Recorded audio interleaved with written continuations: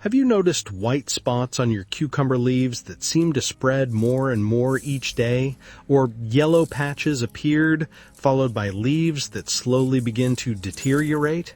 Most gardeners assume the problem is harmless and will disappear on its own.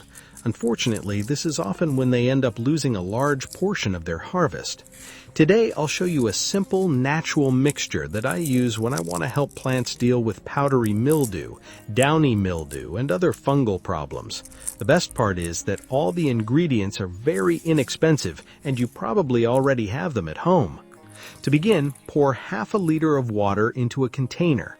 The first ingredient I add is 1 teaspoon of cinnamon. Most people know it only as a spice, but cinnamon contains natural compounds that have been used in gardening for a long time.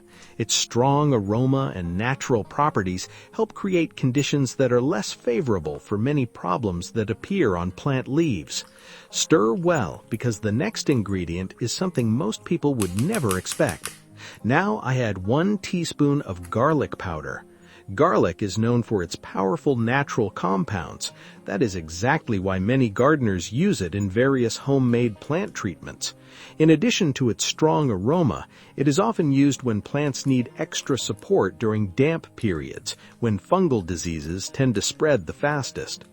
We need one more ingredient to complete this mixture. I add 1 teaspoon of baking soda.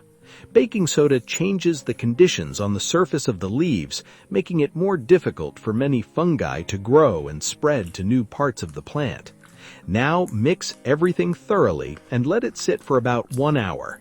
Then strain the liquid and dilute it with another half liter of water.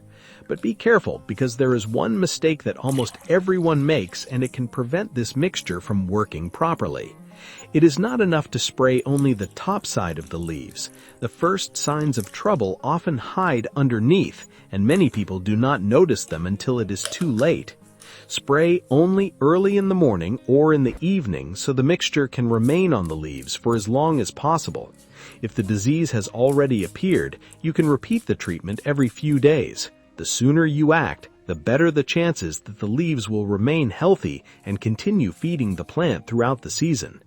Let me know in the comments if you have ever used a natural treatment for cucumbers, and which one gave you the best results. Thanks for watching, and see you in the next video.